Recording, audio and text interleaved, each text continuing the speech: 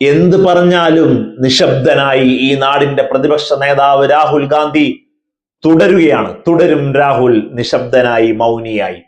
അയോധ്യ സംഭാവന കൊള്ളക്കേസിൽ ഒരക്ഷരം പറയാത്ത, ഈ നാടിന്റെ പ്രതിപക്ഷ ശബ്ദമായി മാറേണ്ട സമയത്ത് പറയാത്ത, ഓരോ സംസ്ഥാനത്തെയും വലിയ ഇലക്ഷനുകൾ വരുമ്പോൾ, സംസ്ഥാന തെരഞ്ഞെടുപ്പുകൾ വരുമ്പോൾ അവിടെ വന്ന് ഇന്ത്യ മുന്നണിയുടെ രാഷ്ട്രീയ മര്യാദകൾ പറഞ്ഞ് വലിയ രീതിയിലുള്ള മര്യാദകേട് കാണിച്ച് മുന്നോട്ട് പോകുന്ന രാഹുൽ ഗാന്ധി, ഞാൻ പിണറായിയെ കെട്ടിപ്പിടിക്കില്ല, ആലിംഗനം ചെയ്യില്ല, ഒരു വലിയ രാഷ്ട്രീയ കമന്റ് അല്ലെ, ഇന്ത്യ മുഴുവനും ചർച്ച ചെയ്ത, ആഴ്ചകൾക്ക് മുമ്പ് പറഞ്ഞു പോയ ഒരു വലിയ സ്റ്റേറ്റ്മെന്റ്. ഇന്ത്യ മുന്നണിയുടെ യോഗത്തിൽ നിന്ന് വിട്ടുനിന്ന പാർട്ടികൾ എത്രയാണ്, എത്ര പാർട്ടികളാണ് മാറി നിന്നതെന്നുള്ളതാണ്.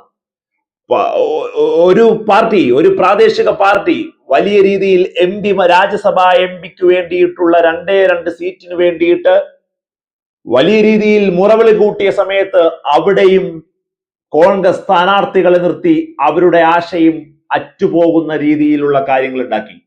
ലോക്സഭാ തെരഞ്ഞെടുപ്പ് വരുമ്പോൾ ഇന്ത്യ മുന്നണി എന്ന് പറഞ്ഞ് മുന്നണി മര്യാദകളെ മുഴുവനും ഈ നാടിന് പറഞ്ഞു പഠിപ്പിക്കുന്ന രാഹുൽ, അതിനുശേഷം മുഴുവൻ മര്യാദകളെയും മറന്ന് എങ്ങനെയാണ് മര്യാദ കെട്ടവനായി മുമ്പോട്ട് പോകേണ്ടത് എന്നും ഈ നാടിനെ പഠിപ്പിക്കുന്ന രാഹുൽ, ഒരൊറ്റ കാര്യത്തിൽ ആർജവമുണ്ടോ രാഹുലെ? ഒരു മറുപടി പറയണ്ടേ? ഈ നാട് കണ്ട ഏറ്റവും വലിയ ഒരു കൊള്ളയിലേക്ക് അയോധ്യയും ആ രാമക്ഷേത്രവും നിൽക്കുമ്പോ ഒരു സ്റ്റേറ്റ്മെന്റ് ഇറക്കാൻ ഫേസ്ബുക്കിലോ സോഷ്യൽ മീഡിയയോ 2 വരി കുറിക്കാനുള്ള തന്റെ ഇടമോ കൈക്കുള്ള സ്വാധീനമോ ഇല്ലാതെ പോയ രാഷ്ട്രീയ പകലുകൾ ഈ നാട് ചർച്ച ചെയ്യാണ്. രാഹുൽ മിണ്ടുന്നില്ല എന്ന്, രാഹുൽ എവിടെ എന്ന് എന്ന ടാഗ് ലൈൻ അടിച്ച് ഇവിടെ വലിയ ഒരു ക്യാമ്പയിൻ തന്നെ നടത്താവുന്ന രീതിയിലേക്ക് രാഹുൽ എവിടെയെന്ന്. എന്തിനാണ് ഈ നിശബ്ദത? ഇന്ത്യ മുന്നണിയിൽ നിന്ന് വിട്ടുപോകുന്ന പാർട്ടികളുടെ എണ്ണം കൂടുമ്പോഴും ഇന്ത്യ മുന്നണിയിൽ രാഷ്ട്രീയ മര്യാദ കോൺഗ്രസ് തന്നെ മറക്കുന്നു എന്ന് പറയുമ്പോഴും ഒന്നും മിണ്ടാതിരിക്കുന്ന അതേ മൗനം തന്നെ അയോധ്യ ക്ഷേത്രവുമായി ബന്ധപ്പെട്ട വൻ കൊള്ളയിലും നടക്കുന്നു എന്നുള്ളതാണ്. BJPയെ അറ്റാക്ക് ചെയ്യാൻ സാധിക്കുന്ന ആഭ്യന്തരമായിട്ടുള്ള പ്രശ്നങ്ങളിലേക്ക് വലിയ രീതിയിൽ BJPയെ തള്ളിവിടാനും ആക്രമിക്കാനും കഴിയുന്ന സുവർണാവസരമാണ് ഇപ്പോൾ രാഷ്ട്രീയപരമായി നോക്കിയാൽ പോലും രാഹുൽ നഷ്ടപ്പെടുത്തിക്കൊണ്ടിരിക്കുന്നതാണ്. അതിനിപ്പോൾ പറയുന്ന ഏറ്റവും വലിയ കാര്യം എന്താണ്?